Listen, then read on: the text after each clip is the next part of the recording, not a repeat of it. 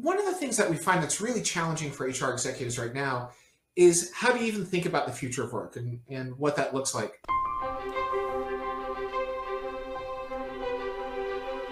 As we're moving into 2022 and the next couple of years, there's a handful of things that are incredibly important that are going on at the societal, cultural, technological level that will impact every company and impact them unevenly for sure, but will impact every company.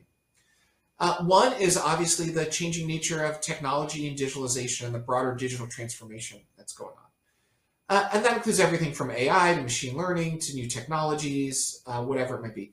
That is a trend that is occurring quickly and evolving quickly and has the opportunity to really separate organizations that are much more successful from others. But that's also a mega trend that's been going on for many decades now. The technological revolution that we've been seeing has been happening for a while. So it's big and important, but not necessarily new. Here are some of the megatrends that are new and different though.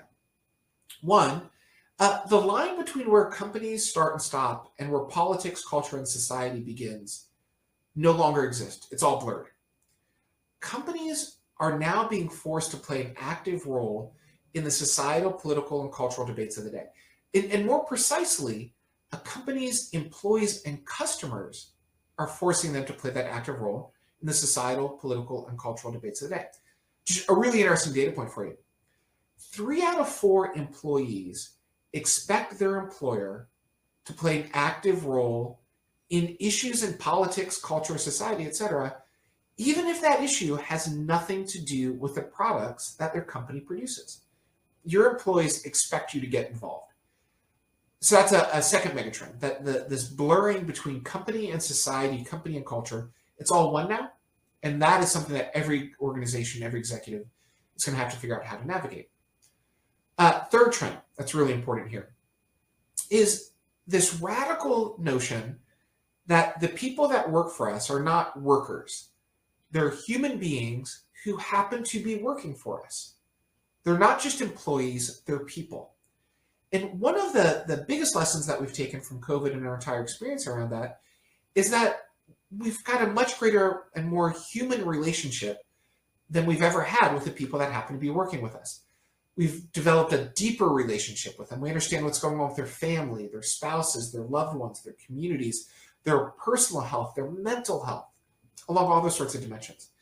That is a genie that has gotten out of the bottle that we can't get back in there. But this is that third big megatrend. We've got a more human relationship with our employees, with the people, the human beings that happen to work with us. And how do we treat them like people, not like workers? And then the fourth one that I'd point out is hybrid work, obviously as a fundamental shift in terms of how we're working. To give you a little bit of data here, about 5% of companies are planning on being full-time in person for all their employees. About 5% are planning on being full-time virtual for all their employees. The remaining 90% are expecting to adopt a hybrid model. So some of their employees come in some of the time and others don't. That is going to require new ways to think about collaboration, communication, performance management, whatever it might be. But a huge amount of impact from the movement to hybrid work. Which gets me to the last big mega trend that I think is incredibly important and we're only beginning to scratch the surface of. And to talk about this one, let me actually take a step back and talk about how work has changed across the last 20 years. So if you think back to the 20s, so 2000 to 2010, roughly that time period, the major shift that was occurring is that we're moving from local organizations and local companies to global organizations and global companies. We had supply chains that move across the globe. We had workforces across the globe. We had customers across the globe. But we went from working and operating in largely one market to being global. In the 2010s, the big shift was moving from being very vertical organizations where the CEO told our employees what to do, or told our managers what to do, managers told our employees did the work, told the managers what they did, managers told the CEO what they did, and so on. But organizations were very vertical. Work went up and down. And the shift that we saw in the 2010s was going from vertical to horizontal. Work became much more collaborative. It became much more about who you worked with. It became much more about cross-silo. It became much more about working across teams, across industries, geographies, companies, and so on. And in fact, one of the most interesting things that occurred in the 2010s is within our education system, where we actually saw for the first time more people graduating from university with cross-disciplinary degrees rather than pure disciplinary degrees. And what that reflects is just the movement to more horizontal work, more collaboration, more interconnectivity. So those are the major trends that we saw in the last 20 years. What we're going to see in the 2020s, and the big trend at that level, is going to be this realization that everything is uneven, that how people experience things becomes very uneven. So if I bring my politics to work, I'm working with someone else who has different politics. We ask our employees to bring their whole selves to work. What that means is that my whole self is different than your whole self, and that creates unevenness and differences. If we're treating our employees like human beings, that means we'll have differential treatments for some. We'll treat our employees who are parents different than those who don't have children.